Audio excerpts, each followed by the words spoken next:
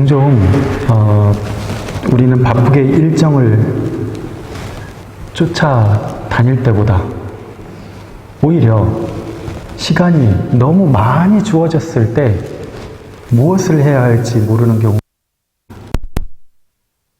뭔가 바쁘게 일정을 막 쫓아다닐 때는 그렇게 쉬고 싶다, 이거 언제 끝나나 싶은데, 막상 쉼의 시간이 딱 주어지면 의외로 그 쉼이 막막하기만 합니다. 정말 격렬하게 아무것도 하지 않아야 될 것 같기도 하고, 그런데도 우리 또 음대든 아무튼 우리 학생들은 감을 잃어버리지 않기 위해서 몸부림을 쳐야 할 것도 같고, 학교를 가고 연구실을 가고 일터를 왔다 갔다.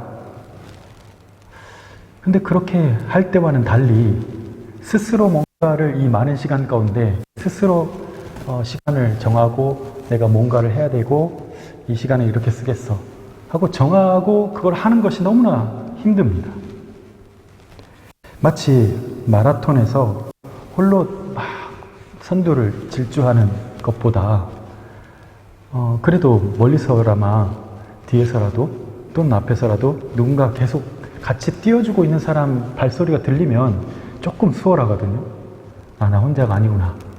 뭔가 이게 그 둘 사이에 아무 말도 하지 않고 뛰기만 하는 거지만 그 안에 커뮤니케이션이 있단 말이에요.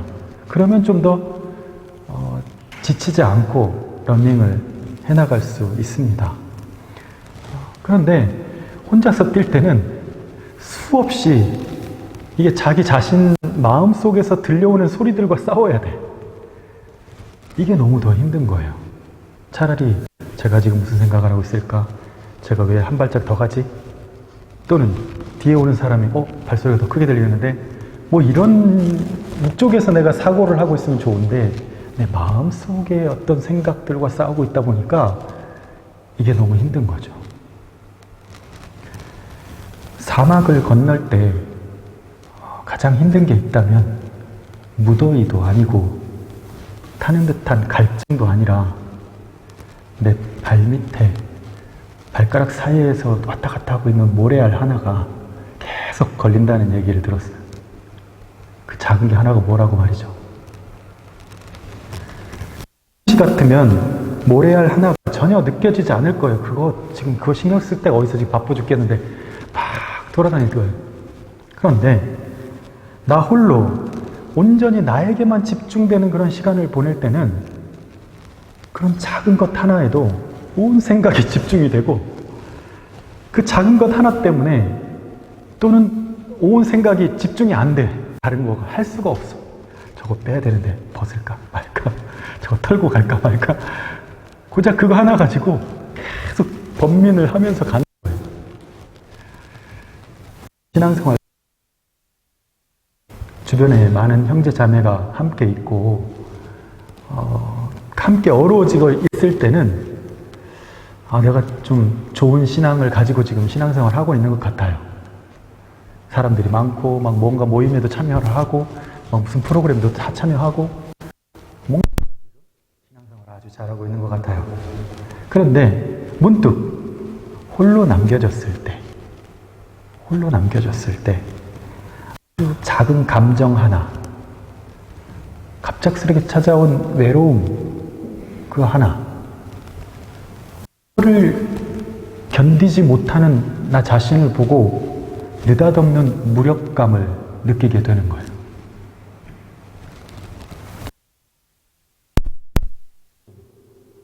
홀로섬과 쓸쓸함, 그 사이 어딘가쯤에서 방황하는 존재가 아닐까. 고3 때 참 뜨거웠거든요. 정말 하나님이 당장 순교하라고 해도 아멘, 저는 죽을 수 있습니다. 달려갈 수 있는 그런 믿음의 소유자였어요. 기쁘게. 그런데 딱 1년 뒤,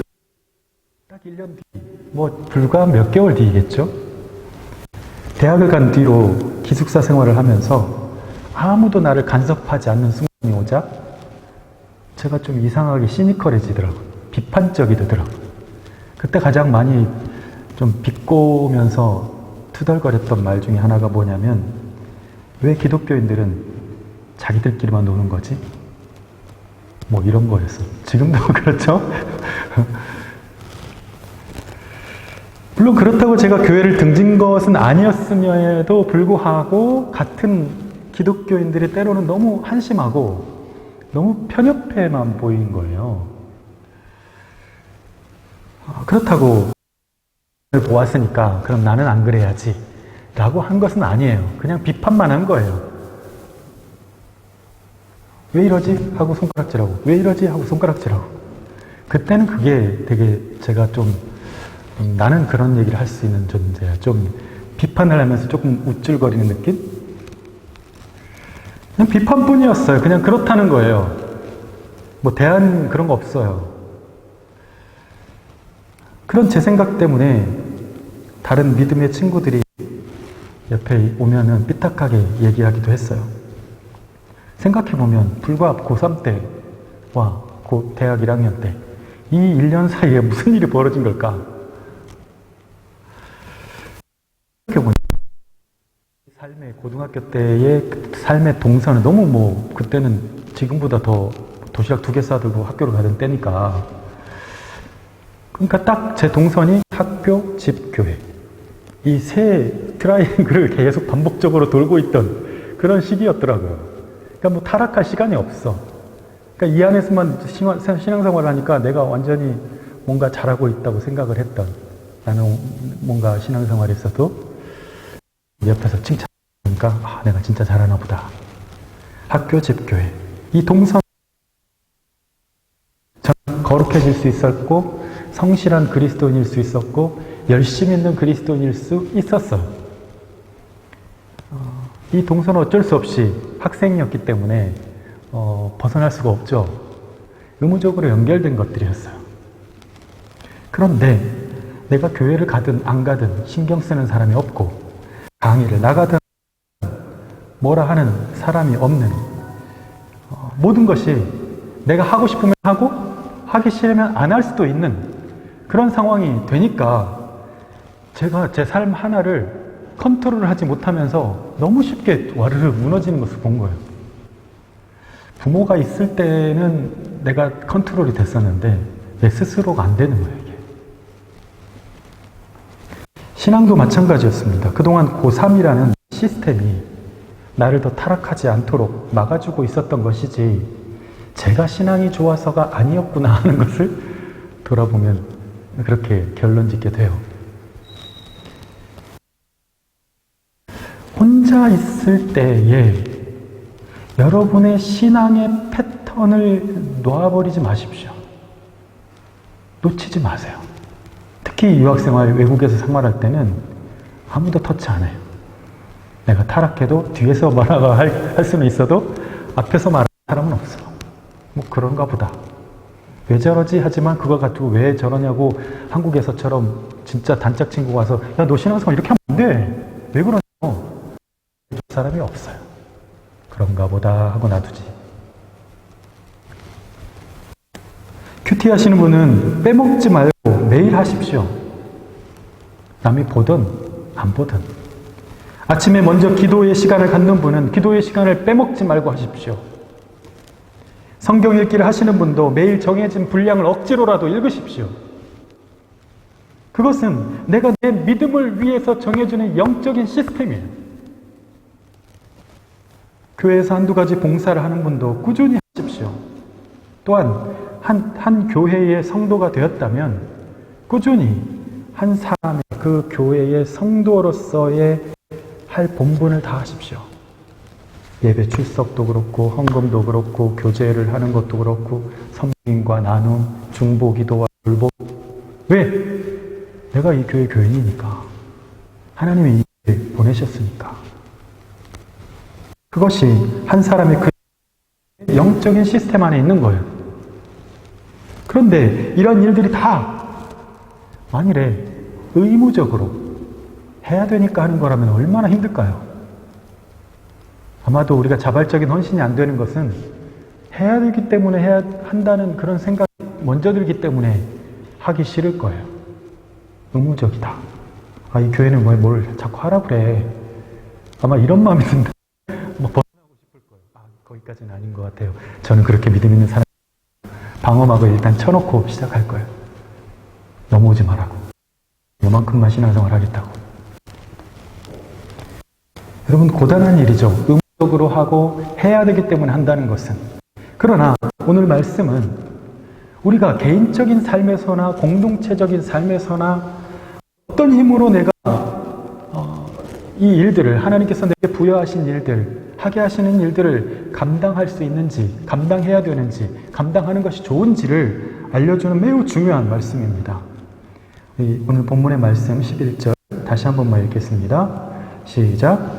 부지런하여 게으르지 말고 열심을 품고 주를 섬기라. 아멘. 뭔가 되게 도덕적인 말씀이죠. 예수님 이런 거 나와야 되는데, 그렇죠? 근데 예수님 그런 단어는 없고, 부지런하여라, 게으르지 마라. 부모님이 훈계하는 거랑 비슷해가지고 별로 듣기 싫어. 그렇죠? 야, 좀 더 열심히 해. 야, 왜 이렇게 게으르니? 딱 그런 느낌이라가지고. 근데 이 본문을 세번역이나 또는 우리 독일어 성경을 버전을 보면 아주 중요한 단어가 되어가 있어요. 특히 제가 오늘 포인트를 주고 나눌 부분은 바로 열심을 품고 라는 부분이에요. 열심을 품고. 부지런하여 게으르지 말고 열심을 품고 주를 섬기라. 이 부분이 세번역과 독일어 성경에 조금 더 디테일하게 되어 있습니다. 열심. 사람이 어떤 일을 할 때 열심을 품는 건 되게 중요한 일이죠. 열정이 없이 사랑할 수 없고, 열정이 없이 진심이라고 할 수가 없고, 열정이 없이 헌신할 수 없습니다. 진심, 열정이 따르고 열정에는 그 열매가 분명히 있습니다. 그런데 오늘 성경을 보면요, 세번역 성경 한번 보겠습니다. 어떻게 되어 있는지 같이 한번 읽겠습니다. 시작. 열심을 내어서 부지런히 일하며 성령으로 뜨거워진 마음을 가지고 주님을 섬기십시오. 뭐가 좀 달라졌죠, 그죠? 앞에 부분은 좀 비슷한 것 같은데, 열심을 품고라는 단어가 어떻게 되어 있냐면 성령으로 뜨거워진 마음을 가지고 라고 되어 있습니다. 독일어 성경도 Sei brennend im Geist, dient dem Herrn 라고 되어 있어요. brennend im Geist. 영 안에, 성령 안에서 불타는 어떤, 불타올라서 뜨거움을 가지고 주를 섬겨라. 열심을 갖는다는 게, 세상에서는 열심을 갖는다는 건 뭔가 도전하면서 이런 느낌인데, 성경 안에서 열심을 내라고 하는 것은 나의 열심을 말하는 게 아니구나 하는 것을 알았습니다. 나의 노력, 나의 인내하는 것이 아니다라는 겁니다. 주님의 일은 나의 열심으로 할 때는 한계에 부닥칠 수밖에 없어요. 왜? 내 한계만큼 할 수 있는 거예요. 나의 선함과 나의 인품으로써 형제 자매를 사랑한다는 것도 할 수가 없어요. 한계에 부딪힙니다. 부부간에도 인간 그렇기 때문에 하나님의 은혜가 필요하고 또한 하나님의 도우심이 필요합니다. 하나님께서 함께 하심을 느끼고 경험한 가운데 사랑하고 일하고 헌신하는 성령으로 뜨거워진 마음이 필요합니다. 성령으로 뜨거워진 마음. 뭔가 나로 하여금 사랑해야지, 일해야지, 헌신해야지, 나 이걸 완수하겠어, 난 저걸 꼭 해내겠어. 어떤 결단과 의지에서 나오는 것이 아니라 뭔가 모르겠는데 내 마음 가운데 성령께서 주시는 그 마음이 저거 되게 저거 한번 해볼 만한데? 감당되어질 것 같은 거예요. 마음이. 이게 좀 다르죠? 의무감과 어떤 자기 자신을 쳐서 복종시켜가지고 가는 어떤 끌려가듯이 가는 그런 느낌이 아니라 뭔가가 나를 자꾸 떠밀고 있는, 가게끔 만드는 어떤 힘을 느끼는 거죠. 한 걸음 내딜 때마다 맞구나. 하나님이 보내신 게 맞구나. 가게 하시는 게 맞구나. 성령으로 뜨거워진 마음으로 서로를 위해 봉사하고 섬기는 것. 성령이 주신 마음으로 우리가 누군가에게 봉사하고 섬길 때 서운한 마음이 들지 않는 거예요. 야, 내가 그렇게까지 했는데 말이지. 그거 뭐죠? 내가 한 어떤 인간적인 공로에 의지해서 봤을 때 저 사람이 리액션이 별로 아닌 거야. 이 정도 반응 얻으려고 내가 한 건 아닌데 이건 좀 아닌 거 아니야? 서운한 마음으로 미움을 잉태하지 않는다. 많은 성도가 인간적인 양보와 희생으로서 봉사하려고 하니까 서운함에 빠지고 무력감에 빠지고 결국 미움과 허탈 속에서 봉사하기를 오래 하지 못합니다. 기쁨도 없어요. 내가 이러려고 했나? 이러고 있는 거지. 많은 성도가 자신의 일에 대해서 자기 지혜와 자기 능력으로 해내려고 하니까 자기 계획에 어떤 것들이 끼어들 때 당황스럽습니다. 뭐지 이거는? 내가 이건 예상하지 못했던 건데. 예상대로 되어지지 않을 때 당혹스러워하고 그 상황을 견디지 못해서 욱하고 폭발하고 열등감이 분노로 변하고 내 마음의 어떤 초라함이 우울증으로 아주 두꺼운 갑옷을 입게 만듭니다. 여러분 열심히 사는 거 중요하죠. 부지런히 성실하게 사는 거 중요합니다. 그러나 그 모든 것을 성령으로 뜨거워진 마음으로 해나가는 여러분이 되시길 바랍니다. 그렇지 않으면 사탄은 그 사람이 가진 너무나 인간적인 그 부분을 문으로 삼고 문을 열고 들어옵니다. 그리고 그 안에 어두움을 심기 시작합니다. 그렇다면 이제 질문이 하나 던져지죠. 그래요. 성령으로 뜨거워진 마음으로 살면 좋겠는데 그럼 어떻게 성령으로 뜨거워진 마음을 살 수 있습니까? 그 해답은 너무나 잘 아는 말씀에서 찾을 수 있습니다. 데살로니가전서 5장 16절에서 18절 같이 한번 밑에 있죠? 같이 한번 읽겠습니다. 시작. 항상 기뻐하라. 쉬지 말고 기도하라. 범사에 감사하라. 이것이 그리스도 예수 안에서 너희를 향하신 하나님의 뜻이니라. 아멘. 첫 번째는 그 어떤 것이라도 그 어떤 상황이라도 기뻐할 것을 찾아내는 사람입니다. 기뻐할 것들을 찾아내는 사람. 불평할 것들을 그래서 저것만 쏙 빼가지고 불평을 하지? 라고 이런 사람도 있지만 어떻게 저런 상황에서 그 요소 하나를 빼서 기쁘다고 얘기할 수 있지? 어쩌면 기뻐하라고 하는 말보다도 기도하라고 하는 말이 더 쉬울 겁니다. 항상 기뻐하라, 쉬지 말고 기도하라가 아니라 먼저 쉬지 말고 네가 먼저 기도해. 그러면 기쁨도 생기고 감사가 생겨. 이렇게 할 것 같은데 순서가 그렇지 않고 항상 기뻐하라. 그 다음에 기도하라. 그 다음에 감사하라. 뭐지? 먼저 말씀하시지 않아요. 살다 보니까 기쁠 일이 그리 많지 않아. 나이가 들면 살아가면 살아갈수록 웃을 일이 많지 않습니다. 내가 항상 기쁘려면 내 삶이 어떤 상태여야 될까요? 문제가 없어야 되고 항상 뭔가 좀 다이나믹한 뭔가 우리가 웃을 수 있는 것은 예상했던 것과 다른 상황이 벌어졌을 때 빵 하잖아요. 나는 그렇게 생각 안 했는데 다른 상황이 역전될 때 그게 이제 유머가 그렇게 되는 건데, 그런데 우리의 삶 가운데 전혀 어둠이 깃들지 않은 상황이 돼야 되고 어둠이 있어도 재빨리 그 닫힌 커튼을 열어칠 수 있어야 내 마음에 항상 기쁨을 수 있을 건데 항상 기뻐하라. 과연 가능한가? 너무 핍박이 심했어요. 그래서 여러분 데살로니가 전서를 읽어보면 그냥 처음부터 끝까지 그런 느낌이에요. 빨리 주님 오셨으면 좋겠다. 지금이라도 바로 오시면 좋겠다. 그냥 나 데려갔으면 좋겠다. 왜? 이 땅에서 너무 핍박이 심한 거예요. 그러니까 빨리 그냥 들림 받으면 좋겠다. 그런 느낌이에요. 삶이 힘들고 신앙을 가지고 산다는 것이 힘든 시절에 힘든 티를 내지 않고 고단하다고 세상의 모든 것처럼 얼굴에 막 써 있어. 내가 정말 힘들어. 난 진짜 너무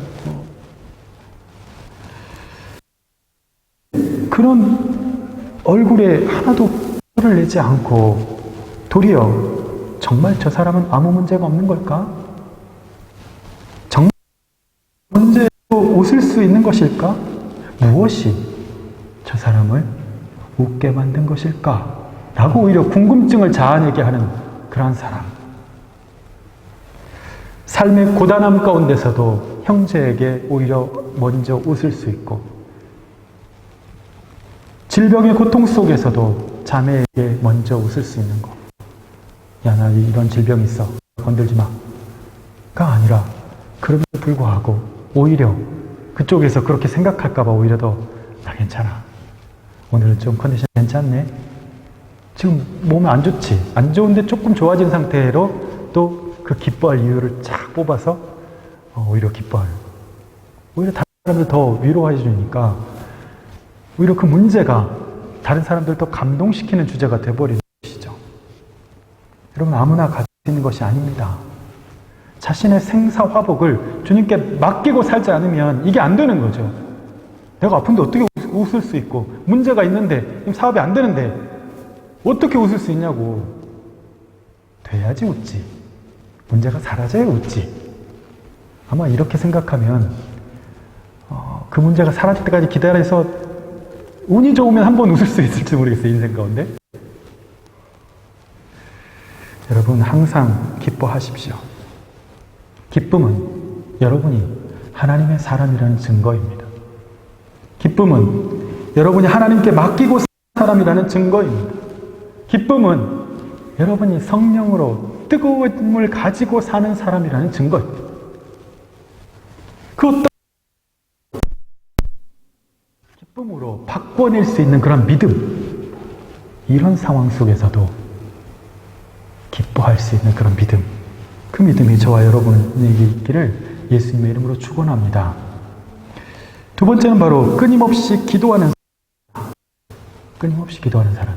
기뻐하고 그 다음 기도가 나오죠. 성령으로 뜨거워지려면 날마다 기도할 수밖에 없습니다. 자꾸 놓쳐요. 왜? 사단은 우리가 식어지기를 원하고, 식어질 뿐만 아니라 날카로워지고 메말라지고 어두워지기를 원하기 때문에 그렇습니다. 주저앉기를 원해요. 그러나 기도는 자꾸 그것을 떨쳐내고 일어서게 만들어요. 이럴 때마다 내가 감당할 수 없는 무게로 나를 짓누를 때마다 우리는 기도하기 때문에 기뻐할 수 있고 감사할 수 있는 겁니다. 기도는 계속 짐을 덜어내는 거예요. 주님 맡깁니다. 주님 맡겨요. 주님 이것도 맡깁니다. 인도하심을 구하면서 기도하십시오. 매일 기도할 때 성령의 능력을 구하십시오. 왜? 내 힘으로 이걸 덜어낼 수는 없는 거니까. 주님이 덜어주셔야 되니까. 하나님의 긍휼하심을 구하면서 기도하십시오. 주님, 내가 이렇게 연약합니다. 주님 필요합니다. 주님, 내가 이 문제에 대해서 어떻게 해야 될지 모르겠습니다. 주님께 맡깁니다. 주님께 맡기고 나니까 마음이 편해져요. 자유해요. 다시 웃을 수 있어요. 매일 기도할 때 성령님께서 인도하시도록, 또한 성령님께서 인도하시는데 순종하도록 기도하십시오. 주님이 보여주신 거 제가 받아들입니다. 순종한다는 건 뭐예요? 어크티얼은 한 거잖아요. 받아들이는 거예요. 제가 받아들입니다. 오케이. 받아들입니다. 받아들입니다. 이 길도 받아들입니다. 이 사람 만남도 받아들입니다. 받아들입니다. 받아들입니다. 억지로 아니고 진심으로. 왜? 주님께서 받아들이게 하셨으니까 그 다음 대책도 있으시겠지. 뭐 이런 믿음이 있는 거지. 안 보이지만. 내가 하는 것보다 성령께서 일하실 때 가장 좋을 것을 믿고 성령께서 임하셔서 나를 인도하시는 그 흔적들을 한번 보십시오. 성령의 9가지의 열매들과 여러 가지 성령의 은사들이 내 삶 가운데 나타날 거예요. 성령의 은혜를 누리면서 살 수 있는 사람들이 되십시오. 기도할 때 매일 가지고 나아가십시오. 내 마음을 불편하게 하는 일들, 또 내 눈으로 보고 내 귀로 들었던 일들, 눈을 감으면 아마 떠오를 거예요. 그것들을 놓고 하나님께 기도하고 때로는 중보하십시오. 또 해야 될 것들을 하십시오. 이건 이제 윗부분은 내 개인적인 거라면 마땅히 기도해야 할 것들은 내가 지금 어떠한 공동체로서의 존재, 관계로서의 존재로서 내가 마땅히 기도해야 될 것들이겠죠. 내 가족들, 여러분의 가족들을 위해서 매일 기도하십시오. 여러분의 교회를 위해서 기도하십시오. 그리고 여러분의 목장 식구들을 위해서 기도하십시오. 목장 리더만 기도하는 게 아니죠. 나와 함께하는 지체들을 위해서 기도하십시오. 뭐 대단히 기도하라는 게 아니고 그 이름을 부르고 하나님, 그 친구를 도와주세요. 그 친구와 함께 해주세요. 그렇게 기도하다 보면 어느 순간 어떤 때는 그냥 지나쳐지지 않는 이름이 있어요. 그리고 갑자기 떠오르게 하시는 이름들이 있어요. 그럴 때 그 기도의 제목을 다시 붙잡는 거예요. 왜 이 사람이 떠오르게 하셨지? 왜 이 사람의 이 부분이 생각나게 하셨지? 기도하라고 하시는 거잖아요. 그러면 이제 그 부분을 가지고 내 기도가 이제 다시 진행이 되는 것이죠. 그날따라 생각나게 하시는 것들, 생각나게 하시는 사람이 있어요. 어떤 때는 무슨 이유 모르겠어. 그 사람이 어떤 문제인지 나는 몰라. 그러나 그 사람이 떠올랐고 기도해요. 기도를 하다 보면 어떤 기도의 제목들로 제가 평상시 하지 않던, 그 사람을 위해서 하지 않던 기도가 나올 수도 있고 또는 노말한 기도를 할 수도 있어요. 그러나 인지 모르더라도 하나님께서 기도가 필요하기 때문에 나를 통하여 기도하게 하시는 거예요.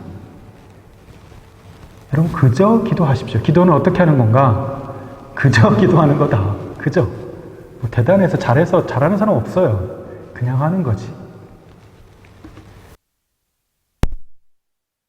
어떤 사건을 위해서 몇 날 며칠을 기도하게끔 만드시기도 합니다. 당사자는 모를 수 있어요. 그러나 그저 내 기도 시간에 성령께서 기도하게 하시니까 계속 기도하는 거예요. 기도가 맞춰질 때까지. 그러니까 우리가 서로가 기도하고 있지만 내가 너 기도하고 있어 이렇게 얘기를 하지 않아도 누군가는 기도하고 있는 거예요. 왜? 성령께서 기도하게 하시는 사람들이 있기 때문에 그래요. 우리 찬양 중에 그런 게 있죠. 누군가 널 위하여 누군가 기도하네. 내가 홀로 외로워서 마음이 무너질 때 누군가 널 위해 기도하네. 마음이 무너진지 몰라. 알아. 지금 그 사람 집에서 울고 있는지. 그런데 그 시간에 어딘가 누군가 성도가 기도하고 있어. 근데 하나님이 그 사람 생각나게 하셔. 왜 갑자기 그 사람 생각나지? 막 기도해. 왜? 그 사람을 위로하기 위해서 멀리서 다른 공간에서 기도하고 있는 거예요. 여러분, 기도가 내 의지가 어느 정도는 필요해요. 기도의 자리는 앉아야 되니까. 그런데 그 다음은 성령께 맡기세요. 그러면 성령님께서 기도를 이끌고 가시는 거예요. 사람도 있어요. 목사님, 몇 가지 기도 제목을 다 하고 나면 할 게 없어요. 이렇게 얘기하는 친구들이 있어요. 5분도 안 걸리는 것 같아요. 그러니까 그 다음부터 어떻게 1시간을 기도하시는 거죠? 어떤 분들은 방언으로 하면 된다. 뭐 이렇게 얘기하는데 뭐 그것도 하나의 방법이겠지만 기도할 게 없다고 얘기해요. 생각해보니까 내가 내 기도하고 가족들 좀 기도하고 나니까 없는 거지.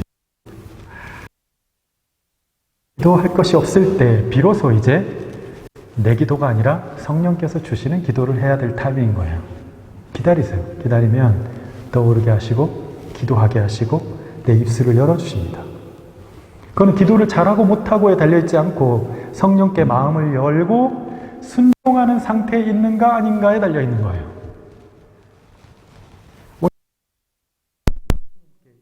기도자는 성령으로 뜨거워진 그런 마음을 가지고 기도를 마치게 됩니다. 그 마음으로 살고, 그 마음으로 헌신하고, 그 마음으로 쉬지 않고 기도하는 것입니다. 마지막으로 모든 감사할 수 있는 내공을 가진 자가 되십시오. 같이 한번 따라해 보겠습니다. 모든 일에 감사할 수 있는 내공을 가진 자가 되십시오. 내공이란 단어는 이게 우리가 뭐 이런 거 뭐 그런 건데, 그죠? 내공. 뭐 맷집, 감사, 그거 좀 다르네, 그죠? 레벨이 좀 높은 거지. 신앙 레벨이 높다는 건 뭐냐면 감사의 레벨이 높은 거예요, 여러분. 감사의 레벨이. 저걸 감사한다고? 이게 되는 사람은 신앙 레벨 완전 높은 거예요. 막 불평하는 사람이겠죠. 반대는 저 밑에 있는 레벨 1. 막 불평해. 모든 일에 다 불평해. 감사할 게 하나도 없어. 레벨 찌바리. 아주 감사할 일이 하나 생겼어. 그걸 감사해. 뭐 이렇게 하다 보면 레벨 한 7 정도 올라가면 그걸 감사한다고? 다른 사람이 볼 때는 감사할 이유가 아닌데 감사하고 있는 그 정도 수준이 되겠죠. 신앙의 내공은 감사의 내공입니다. 성도들과 대화를 보면 그 사람이 얼마나 신앙이 깊은 사람인가 알 수 있는 게 그가 그런 일들 속에서도 무엇이라 고백해내는가 그것을 들어요. 그 사람을 잘 모르지만 하는 말 속에서 감사가 있는가? 그 일마저도 감사로 하나님 앞에 제사를 내어놓는 사람인가? 감사로 제사를 드리는 자가 하나님을 영화롭게 한다고 하였습니다. 분명 할 이유가 아닌데 그는 감사해냅니다. 불평하지 않습니다. 원망하지 않습니다. 그런 것에 원망과 불평에 자기 자신을 걸지 않아요. 미련하지 않은 거야. 지혜로운 거야, 이 사람은. 왜 거기다가 내 자신을 걸어? 감사에 걸겠어. 배팅. 그때마다 감사의 구명줄을 잡고 그 어려운 상황 속에서 구원의 헬기를 타고 슉 올라가 버리는 거지. 막혀있는 그 사람은 막 벽을 두드리지 않고 위로 올라가 버린다니까. 오히려 그 일을 저 하늘 위에서 내려다보면서 감사하길 잘했다고 하나님께 고백해내는 사람입니다. 전혀 감사할 수 없는 것들을 감사해내기 시작할 때 그 안에는 그의 힘이 아니라 성령님께서 그를 붙들고 계심을 알 수가 있습니다. 성령이 그를 붙드시고 강하게 하셔서 감사할 수 없는 것도, 감사할 수 없는 상황도, 감사할 수 없는 사람도 감사합니다.